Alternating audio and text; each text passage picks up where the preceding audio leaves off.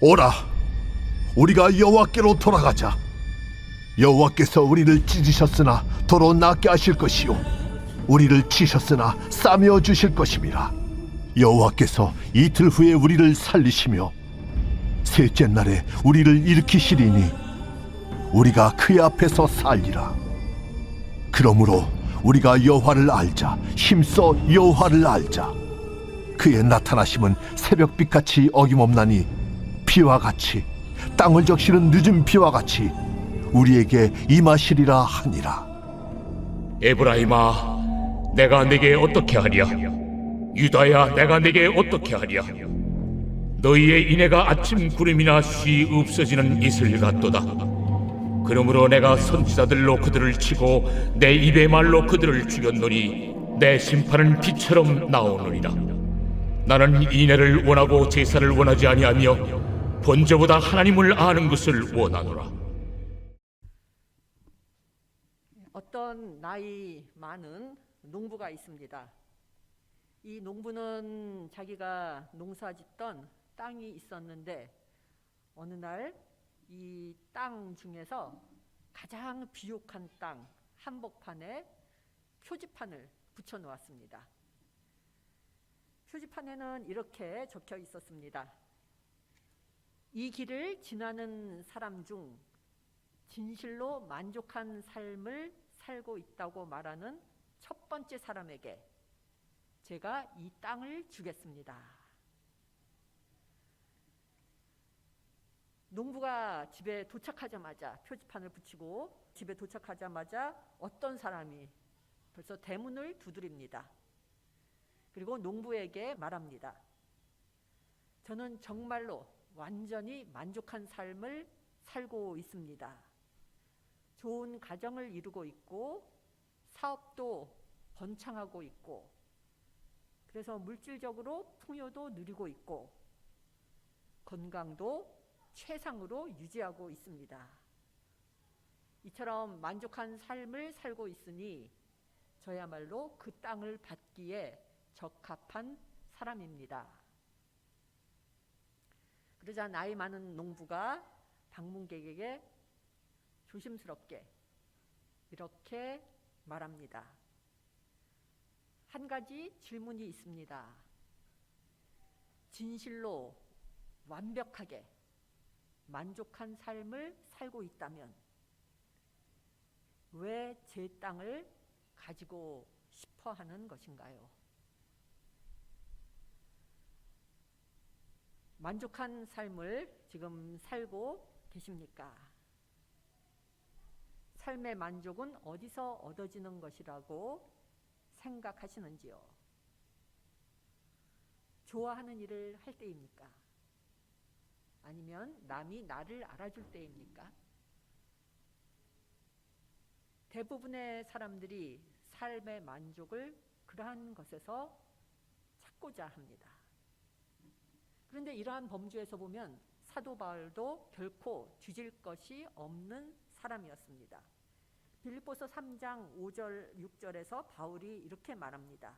나는 난지 여드레 만에 할례를 받았고 이스라엘 민족 가운데서도 베냐민 지파요 열심으로는 교회를 박해한 사람이요 율법의 의로는 흠잡을 데가 없는 사람이었습니다. 나는 히브리 사람 가운데서도 히브리 사람이었고 율법으로는 바리새파 사람이었습니다. 이는 당시 유대인 사회에서는 뛰어난 스펙에 해당합니다. 그런데 이 바울이 그 다음 구절인 7절에서 9절 사이에서 이렇게 말합니다. 그러나 나는 내게 이루었던 것은 무엇이든지 그리스도 때문에 해로운 것으로 여기게 되었습니다. 그뿐만 아니라 내 주 예수 그리스도를 아는 지식이 가장 고귀함으로 나는 그 밖의 모든 것을 해로 여깁니다. 나는 그리스도 때문에 모든 것을 잃었고 그 모든 것을 오물로 여깁니다. 나는 그리스도를 얻고 그리스도 안에 있는 사람으로 인정받으려고 합니다. 최고의 스펙을 지닌 사람치고는 정말로 극적인 변화라고 할 수 있을 것입니다. 그렇다면 바울이 왜 이렇게 말을 했을까요? 아마도 인간적 성취는 진정한 만족을 가져다 주지 못하기 때문일 것입니다. 세상적인 욕망이 있고 욕심이 있습니다. 그리고 많은 사람들이 그것을 채우려고 노력하면서 살아갑니다. 그러나 이러한 것들이 채워질 때 이러한 것들은 삶에서 잠깐 지속적인 만족을 가져다 줄지는 모르지만 일단 그것이 채워지면 또 다른 더 큰 욕심이 생겨나게 되고 더 좋아 보이는 것들이 눈에 보이게 되고 그래서 그러한 것들을 소유하고 싶어 합니다. 이러한 것들 때문에 바울은 그리스도를 아는 지식이 가장 고귀하다고 말합니다. 오늘 본문에서 호세아 예언자가 말한 것과 같은 내용입니다. 호세아 선지자가 이렇게 말합니다. 우리가 주님을 알자. 애써 주님을 알자. 호세아 선지자는 언제 살았던 사람이냐 하면은 지금으로부터 2700년 전인 기원전 8세기에 활동한 사람입니다. 시간적으로는 2700년이라는 세월이 흘렀고 공간적으로는 이스라엘이라는 먼 나라에 살던 사람이지만 사회적 분위기는 지금 우리 사회와 굉장히 비슷했습니다. 기원전 8세기 이스라엘이라고 하면은 이스라엘 왕국이 가장 풍요로웠을 때였습니다. 물질적으로 풍요하니 사람들이 하나님을 찾지 않았고 점점 하나님에게서 멀어져 갔습니다. 자기의 힘과 능력으로 모든 것을 성취할 수 있다고 믿었기 때문입니다. 이러한 당시의 이스라엘 사람들에게 호세아 선지자가 이렇게 말하는 것입니다. 이제 주님께로 돌아가자. 힘써 주님을 알자. 명성을 아무리 쌓아 올렸을지라도 물질이 아무리 많을지라도 그 모든 것들은 하나님을 아는 지식보다 못하다는 것을 이 구절에서 말하고 있는 것입니다. 그런데 우리가 하나님을 안다고 말할 때는 무엇을 말하는 것일까요? 우리가 보통 하나님을 알고 있다고 할 때는 하나님에 대해 알고 있다는 뜻일 경우가 많습니다. 그런데 하나님을 아는 것과 하나님에 대해 아는 것과는 상당히 다릅니다. 하나님에 대해 안다는 것은 글이나 혹은 여러 종류의 매체를 통해 하나님에 대한 지식을 습득하였음을 말합니다. 그렇다면 누가 하나님에 대해 가장 많이 알고 있을까요? 아마도 신학교에서 공부하고 있는 신학생들일 것입니다. 그렇지만 신학 공부를 하는 사람들이 하나님에 대해 다른 사람들보다 조금 더 많이 알지는 모르지만 이 사람들을 하나님을 가장 잘 아는 사람이라고는 말하지 않습니다. 하나님에 대해 아는 것과 하나님을 아는 것과는 다르기 때문입니다. 하나님에 대한 것은 읽고 들음으로써 알 수 있지만 하나님을 아는 것은 읽고 듣는 것이 아니라 내가 직접 체험해야 알게 되는 것입니다. 내가 하나님을 체험할 때 그때서야 깨달아지고 그 깨달음 속에서 남들은 모르는 하나님을 알게 되는 것입니다. 그렇기 때문에 하나님 체험이 있는 사람과 없는 사람은 상당히 큰 차이가 있습니다. 아무리 하나님에 대해 공부를 많이 해도 하나님 체험이 없을 때 그것은 힘이 없습니다. 위력이 없습니다. 그러나 하나님 체험을 한 사람들, 그래서 그로 인해 나오는 간증은 힘이 있습니다. 많은 사람들의 마음을 움직입니다. 이것이 하나님에 대해 아는 것과 하나님을 아는 것과의 차이점입니다. 체험을 통해 그리스도를 아는 사람들은 주님을 아는 지식이 가장 고귀하다는 것을 알고 있으므로 그 밖의 모든 것을 해로 여깁니다라고 고백하는 바울 사도의 말을 이해합니다. 하나님을 진정으로 알고자 하는 사람들, 이 사람들은 하나님을 믿는 것이 지혜이고 하나님을 사랑하는 것이 힘이라는 것을 압니다. 하나님 체험을 한 사람들은 삶에서 가장 고마운 순간이 있습니다. 바로 하나님을 알게 된 순간입니다. 그래서 모든 시각이 변하게 된 바로 그 순간입니다. 삶에서 가장 고마웠던 순간은 이 세상에 보이는 것들에 대해서 우리의 삶이 국한되지 않고 이 세상에는 보이지 않는 세계가 있다는 것을 주님께서 알려준 바로 그때입니다. 영적인 눈이 열렸을 때입니다.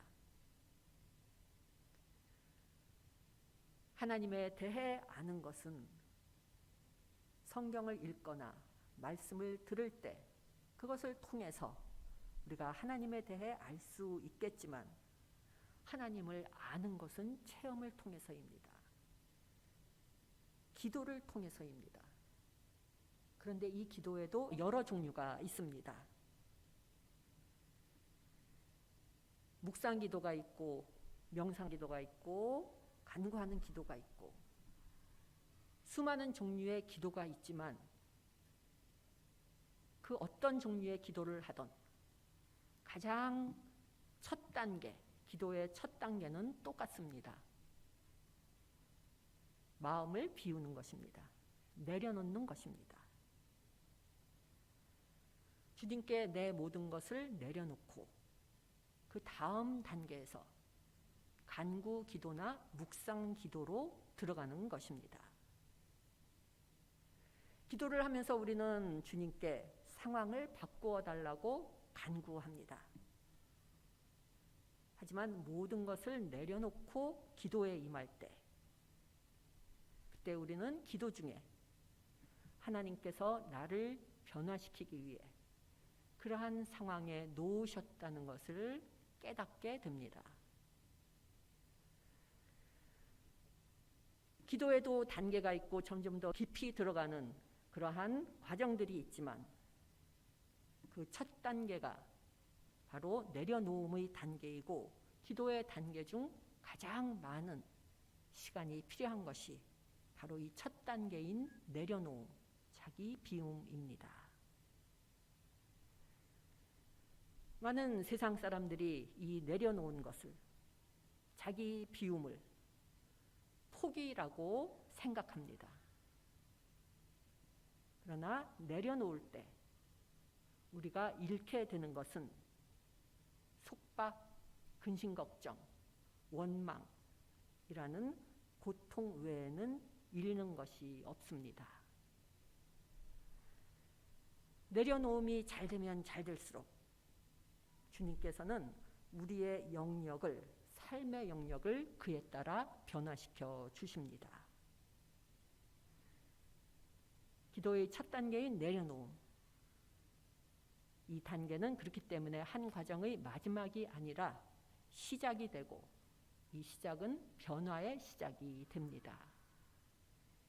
이번 2023년 한 해 동안 저희 대학교의 교우분들 모두가 정말로 기도하는 그러한 주님의 자녀가 되기를 바랍니다. 대학교회가 기도하는 교회가 되기를 바랍니다. 그리고 그 기도의 첫 단계는 바로 내려놓음이라는 것을 기억하면서 점점 더 깊이 기도의 세계로 들어가서 주님의 뜻을 바로 알고 깨닫는 저희 모두가 됨으로써 은혜로운 한 해가 되었으면 좋겠습니다. 저희 모두는 주변 상황을 통제하기를 좋아합니다. 내 뜻대로 통제가 되지 않으면 두렵습니다. 그러나 하나님을 알고자 하는 사람은, 그래서 하나님께 내려놓는 사람은 주님의 섭리와 인도가 있다는 것을 알기 때문에 어디로 가는지에 대하여 그다지 신경을 쓰지 않습니다.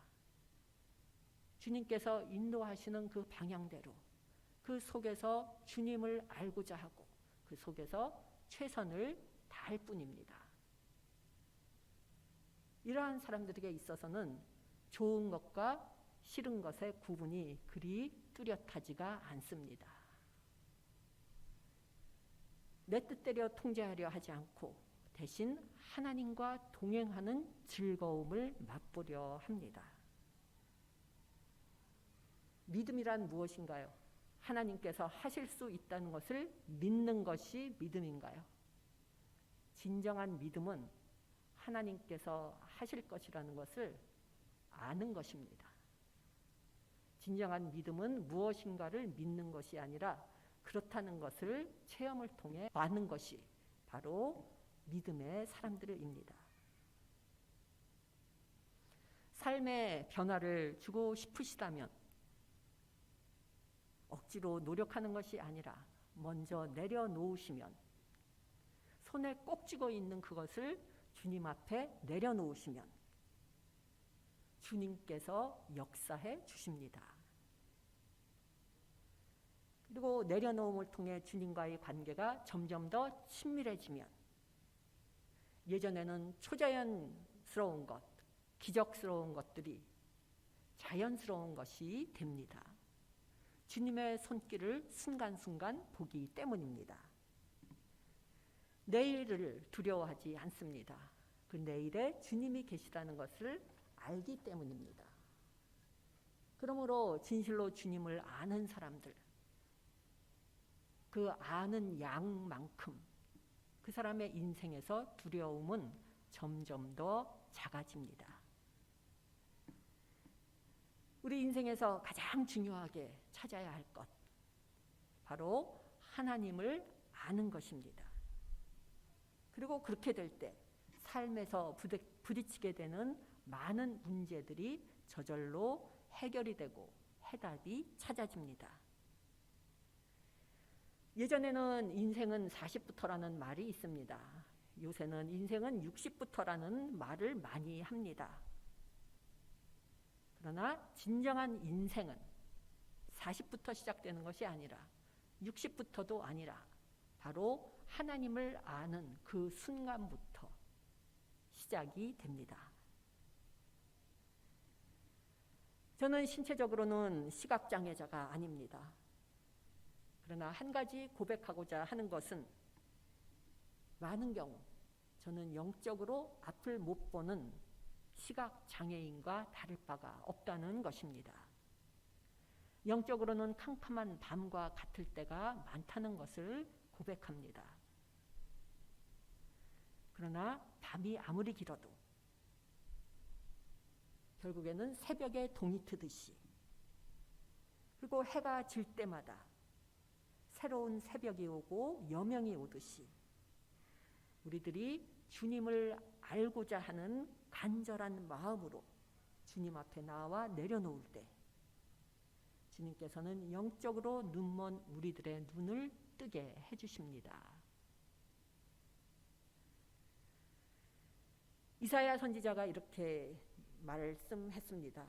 오직 주님을 소망으로 삼는 사람은 새 힘을 얻으리니 독수리가 날개를 치며 솟아오르듯 올라갈 것이요 뛰어도 지치지 않으며 걸어도 피곤하지 않을 것이다.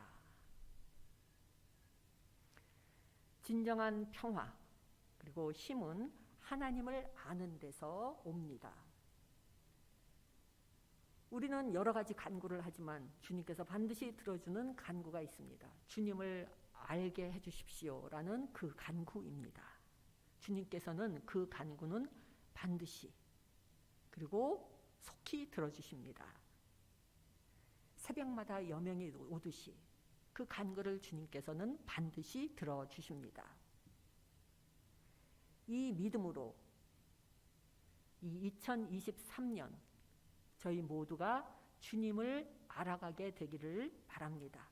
그래서 그 가운데 항상 새 힘을 얻고 지혜를 얻고 복의 통로가 되는 저희 모두가 되기를 간절히 기원합니다. 기도드리시겠습니다. 저희들의 희망이 되어주시는 주님, 주님의 은혜와 자비가 넘치는 마음으로 저희들의 상한 영혼을 어루만져 주시기를 기원합니다. 저희의 모든 두려움과 걱정을 이 시간 주님께 내려놓습니다. 주님께서 거두어 주시고 저희들의 근심 걱정을 믿음으로 바꾸어 주시옵소서. 주님을 아는 것이 저희들의 가장 큰 힘이요 지혜임을 저희들 고백합니다. 간절히 바라옵기는 주님을 알아가는 가운데 저희들이 새 힘과 지혜와 용기를 얻게 하여 주시옵시고, 그리하여 저희들이 진실로 필요한 것들이 저희들의 삶 속에 채워지게 하여 주시옵소서. 이 모든 말씀 예수님 이름으로 기도드립니다. 아멘.